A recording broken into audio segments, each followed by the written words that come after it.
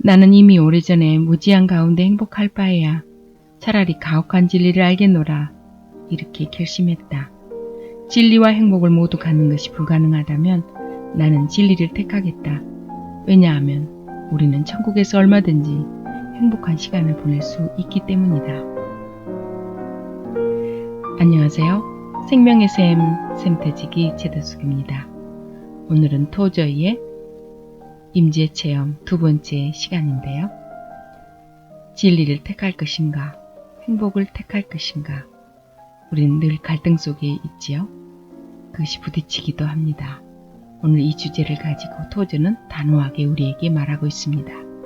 이제 시작하겠습니다. Chapter 2. 진리를 택할 것인가, 행복을 택할 것인가. 인류가 하나님의 뜻에 반역하고 타락하여 그분에게서 멀어졌다는 성경의 교리를 받아들이지 않으면 인간이란 도무지 이해할 수 없는 존재이다. 모든 사람은 형제이므로 함께 어울려 살자 라는 목소리가 지배하는 현대사회에서는 참 그리스도인들조차 인간과 하나님과의 관계 그리고 인간 사이의 관계에 대한 하나님의 말씀을 믿는 일에 매우 애를 먹는다. 왜냐하면 하나님의 말씀은 인간의 비위를 맞추는 말씀이 아니기 때문이다. 성경에 복된 소식이 많이 나오는 것은 사실이지만 인간에게 아첨하며 비유를 맞추는 내용은 전혀 없다. 사실 어떤 의미에서 성경은 심판의 책이다. 성경은 모든 사람들이 죄인이라고 정죄하면서 죄를 범하는 영혼은 죽을 것이다 라고 선언한다. 언제나 성경은 긍휼을 언급하기 전에 먼저 심판을 선언한다. 심판의 정당성을 받아들이지 않는 사람은 자신에게 긍휼이 필요하다는 것을 인정하지 않는 셈이다. 사람들은 그리스도께서 이 세상에 오신 사실을 감상적으로 왜곡하였다. 그렇기 때문에 그것은 성경의 교훈과 완전히 이질적인 것이 되고 말았다. 하나님의 긍휼하심에 대한 개념은 이미 수많은 사람들의 마음속에서 유약한 인간을 향한 동정심으로 대치되었고 이 동정심은 다시 자기 연민으로 변질되고 말았다. 인간의 죄와 고통에 대한 책임은 하나님께 전가되었으며 그리스도께서 세상을 위해 죽으신 것은 하나님의 참회에 대한 행동으로 왜곡되었다. 다수결이나 만장일치는 하나님의 뜻이 아니다. 구속의 드라마에서 인간은 신데렐라로 등장한다. 이 신데렐라는 오랫동안 핍박을 받아왔으나 이제 땅의 가장 고상한 아들의 영웅적 행동에 힘입어 화려한 옷을 차려입고 여왕으로 등극한다. 이것은 기독교의 옷을 입혀 낭만적으로 미화한 인본주의다. 이 인본주의는 타락한 인간들의 말과 생각과 행위를 찬양하는 자들과 높은 하늘 보좌에 앉으신 분의 권세를 찬탈하려는 자들을 변호한다. 이 인본주의 철학에 따르면 인간에게는 어떤 책임도 없으며 인간에게 책임을 돌리는 사람이야말로 그의 잘못에 대해 책임을 져야 한다는 것이다. 이런 철학에 물든 사람은 모든 종교가 다 똑같지 않느냐, 오직 예수를 통해서만 구원을 얻을 수 있다고 주장하는 사람은 촌놈이고 고집불통이다 라고 말한다.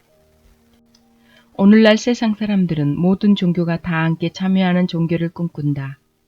텔레비전이나 언론에서 볼 수 있는 종교에 대한 논의는 마치 훌륭한 게임을 탄생시키기 위한 작업 같다. 새로운 게임을 만들어내기 위해 그들은 진리의 궁극적 척도는 없기 때문에 모든 종교의 장점들을 한때 모으면 최고의 종교를 만들어낼 수 있다. 라는 게임의 기본 규칙을 정한다. 그렇다면 결국 진리는 다수결 투표에 의해 결정되는 것이며 인간들의 만장일치가 곧 하나님의 말씀이 되는 셈이다. 이런 사람들은 또 이렇게 말한다. 개인의 종교를 존중해야 하지만 그렇다고 해서 사람들 사이에 불안한 마음의 상처가 발생할 정도로 특정 개인의 종교를 일방적으로 주장해서는 안 됩니다. 종교에 대한 모든 논의를 관대히 수용하지 못하는 태도는 용납될 수 없습니다. 우리는 다른 사람들의 종교에 대해 관용적인 태도를 가져야 합니다. 그러나 이렇게 말하는 사람들은 확신에 차서 하나님에 대해 말하는 사람에게 절대로 관용적인 태도를 취하지 않는다. 그들은 영적 확신을 가진 사람을 가리켜 편협한 고집불통이라고 비난한다. 하지만 그들이 이렇게 비난하는 것은 영적 확신을 갖지 못했기 때문이다. 경우에 따라서 다른 사람들을 기쁘게 하려는 의도는 선한 것이다. 하지만 그렇게 하다가 하나님을 불쾌하게 해드린다면 그것은 지극히 악한 것이다. 그리스도인들은 결코 그래서는 안 된다. 하나님과 올바른 관계를 맺기 위해서 사람들과 불화할 수밖에 없는 경우가 종종 있다. 이것은 굳이 언급할 필요도 없을 만큼 지극히 당연한 진리이다. 하지만 오늘날 대다수의 그리스도인들은 이 진리를 간과하는 것 같다. 어떤 사람을 전도하기 위해서는 그 사람과 화목해야 한다라는 생각이 현재 우리 가운데 만연해 있다. 하지만 이것은 잘못하며 오히려 정반대가 진리이다. 체스터톤은 어떤 세대이든지 간에 그를 개종시킨 사람은 그를 가장 극렬히 비판했던 사람이다 라고 말했다. 잘못된 방향으로 가고 있는 사람 곁에 서서 그 사람과 같은 방향으로 가는 사람은 그를 결코 바로잡을 수 없다. 그의 길을 가로막고 당신은 지금 잘못된 방향으로 가고 있으니 돌아서서 반대 방향으로 가십시오 라고 말해주는 사람만이 그를 올바른 방향으로 이끌 수 있다. 이 세상의 모든 것이 선과 악으로 구분되는 것은 아니다. 선도 아니고 악도 아닌 것도 있다. 다시 말해서 도덕적으로나 영적으로 중립적인 것들이 있다. 이런 문제에는 그리스도인이 반대를 위한 반대를 일삼아서는 안 된다. 그러나 이런 문제가 아니라 그리스도인들이 분명히 노라고 말해야 할 문제가 있다. 세상의 도덕적 기준과 종교관이 그리스도의 교훈에 위배될 때 그리스도인들은 세상을 향해 당당히 노라고 말해야 한다. 하나님 말씀으로 정죄되는 잘못된 가치관은 절대 용납해서는 안 된다. 어떤 문제는 이론의 여지가 없이 명백히 잘못인 경우가 있다. 이런 문제에는 하나님 편에 서 있는 것 외에 다른 방법이 없다. 하나님을 믿는 믿음으로 충만한 사람은 확신 있게 당당히 말하지만 그렇지 못한 사람은 유보적인 태도를 취하면서 갑론을박하며 시간을 보낸다. 현재 우리 주변에 벌어지는 많은 종교적 논의가 실은 신앙에 확신이 없는 사람들이 자기를 합리화하는 일에 지나지 않는다. 그러면서 그들은 그런 논의를 가리켜 현대인과의 종교적 대화라고 미화한다. 그렇다면 모세나 엘리야가 당시 사람들과 나눈 종교적 대화를 통해 그들의 신앙적 위협을 이루었단 말인가? 역사적으로 볼 때 위대한 기독교 지도자들은 확신에 가득 찬 사람들이었다. 그들에게 2 더하기 2는 4였다. 다른 진리는 없었다. 그들은 이 진리를 부정하거나 이 진리에 대해 자꾸만 판단을 유보하려는 사람을 용납하지 않았다. 그들은 진리와 거룩함에 땅 위에 굳게 서 있는 사람들을 규합하여 하나님의 일을 이루었다. 오늘날 우리에게도 영적 확신에 찬 신앙의 사람들이 필요하다. 뚜렷이 구별되는 두 인류, 진짜와 가짜를 구분하는 것만큼 힘든 일도 없을 것이다. 종교의 영역에서도 수많은 양지와 음지가 있기 때문에 진짜와 가짜 사이에 섣불리 선을 긋다 보면 치명적 오류를 범할 수 있다. 신앙의 퍼즐이 흑색 사각형과 백색 사각형으로만 구성되어 있다면 그 모양이 아주 쉽게 드러나겠지만 안타깝게도 그렇지 못하다. 복음주의자들은 우리 진영에 속하는 사람은 모두 하나님의 자녀이고 그렇지 않은 사람은 모두 주님의 적이다 라고 판단하는 경향이 없지 않은데 이것은 큰 잘못이다. 바리새인들이 바로 이런 잘못을 범했으며 그 결과 그리스도를 십자가에 못 박았다. 그러므로 우리는 경솔히 다른 사람들을 판단해서는 안 되며 최대한 공정해야 한다. 그런데 이 점을 충분히 염두에 두면서 우리가 감히 구분해 두지 않으면 안 되는 것이 한 가지 있다. 성경의 교훈에 따라 하나님의 뜻을 정확히 이해하려면 이런 구분을 하지 않을 수 없는데 그것은 한 번 태어난 사람들과 두 번 태어난 사람들 사이의 구분이다. 우리 주님은 이렇게 두 그룹의 사람들이 존재한다는 것을 명확히 가르치셨다. 예수님은 사람이 거듭나지 아니하면 하나님 나라를 볼 수 없느니라 라고 말씀하셨다. 저는 문맥상 이 말씀은 도저히 비유적으로 해석될 수 없는 말씀이다. 이 말씀이 나오는 요한복음 3장 전체를 다각도에서 심층적으로 살펴볼 때 주께서 최고의 직설법을 사용하셨다는 것을 알 수 있다. 예수님은 육으로 난 것은 육이요 성령으로 난 것은 영이니 내가 내게 거듭나야 하겠다 하는 말을 기이 여기지 말라 라고 말씀하셨다. 육으로 난 것과 영으로 난 것 사이의 분명한 구별은 신약 전체를 관통한다. 마치 동물의 세계에서 동물의 종이 뚜렷이 구별되듯이 인류는 이렇게 두 그룹으로 구분된다. 두 그룹의 판별법. 누가 이쪽 그룹에 속하고 누가 저쪽 그룹에 속하는지 판단하는 일이 쉽지는 않다. 그렇지만 사람들이 살아가는 모습을 보면 어느 정도 구별이 가능하다. 두 번 태어난 사람, 즉 거듭난 사람들은 예수 그리스도께 가까이 간다. 그들이 이렇게 모이는 데에는 인종적, 정치적 또는 사회적 이해관계가 작용할 수도 있으나 본질적으로는 그들의 거듭난 본성이 결정적으로 작용한다고 보아야 한다. 우리 주님은 제자들에게 그들이 핍박을 받으리라고 경고하셨다. 그분은 세상에서는 너희가 환난을 당할 것이다 라고 말씀하셨으며 산상수훈에서는 의를 위하여 핍박을 받은 자는 복이 있나니 천국이 저희 것임이라. 나를 인하여 너희를 욕하고 핍박하고 거짓으로 너희를 거슬러 모든 악한 말을 할 때에는 너희에게 복이 있다 라고 가르치셨다.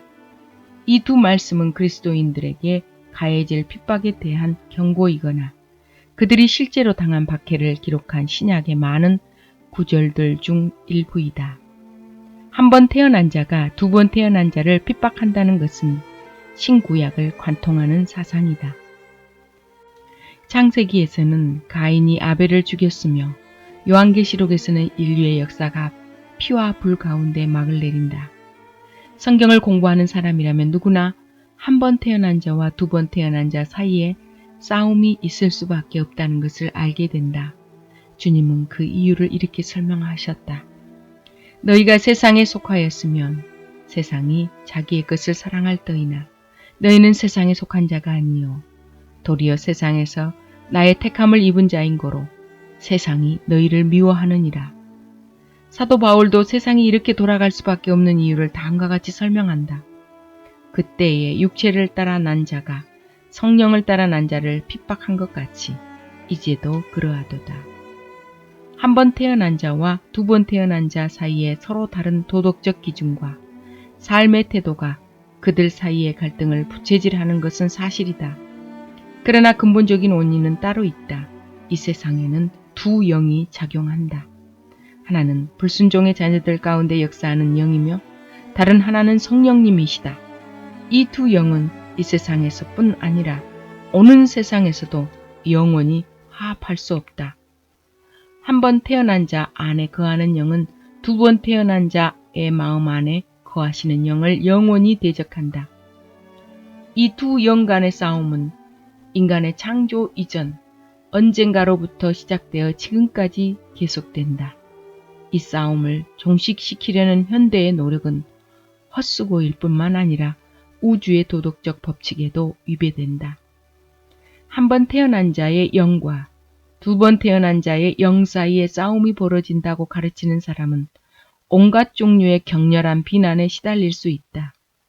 그 사람에게 사람들 사이를 너무 잔인하게 갈라놓는 오만한 고집불통이라는 낙인이 찍힐 것이며 입에 담기 힘든 욕설이 쏟아질 것이다.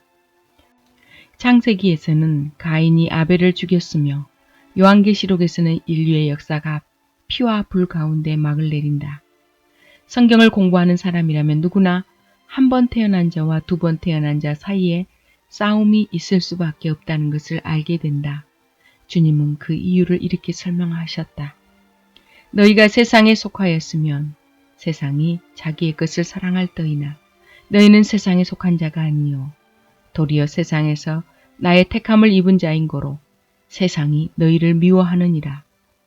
사도 바울도 세상이 이렇게 돌아갈 수밖에 없는 이유를 다음과 같이 설명한다.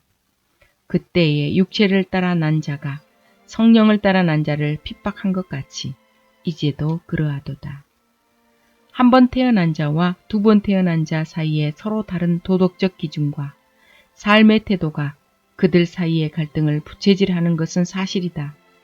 그러나 근본적인 원인은 따로 있다. 이 세상에는 두 영이 작용한다. 하나는 불순종의 자녀들 가운데 역사하는 영이며 다른 하나는 성령님이시다. 이 두 영은 이 세상에서뿐 아니라 오는 세상에서도 영원히 화합할 수 없다. 한 번 태어난 자 안에 거하는 영은 두 번 태어난 자의 마음 안에 거하시는 영을 영원히 대적한다. 이 두 영 간의 싸움은 인간의 창조 이전 언젠가로부터 시작되어 지금까지 계속된다. 이 싸움을 종식시키려는 현대의 노력은 헛수고일 뿐만 아니라 우주의 도덕적 법칙에도 위배된다. 한 번 태어난 자의 영과 두 번 태어난 자의 영 사이에 싸움이 벌어진다고 가르치는 사람은 온갖 종류의 격렬한 비난에 시달릴 수 있다. 그 사람에게 사람들 사이를 너무 잔인하게 갈라놓는 오만한 고집불통이라는 낙인이 찍힐 것이며 입에 담기 힘든 욕설이 쏟아질 것이다. 한 번 태어난 자들은 이렇게 말한다. 인류를 두 그룹으로 나누는 악의적인 구별은 형제의 정신에 어긋납니다. 증오와 불화의 사도들만이 이런 구별을 지을 것입니다. 라고 맹공을 퍼부을 것이다. 그러나 조금만 더 깊이 생각해 보면 두 번 태어난 자들을 향한 이런 맹공이 역설적으로 성경의 진리를 확인시킬 뿐이다. 그런데도 이런 역설적 사실을 알아차리는 사람들이 거의 없는 것 같다. 기독교의 복음 증거를 강화시켜 주는 것은 형제애니 뭐니 하며 듣기 좋은 말을 하는 것이 아니라 현재 지구상에 두 종류의 사람들이 살고 있음을 솔직히 인정하는 것이다.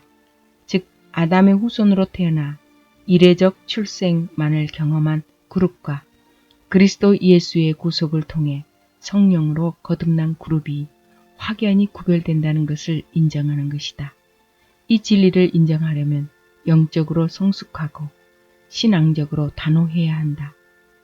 그런데 유감스럽게도 현대 그리스도인들에게는 이런 점들이 발견되지 않는다.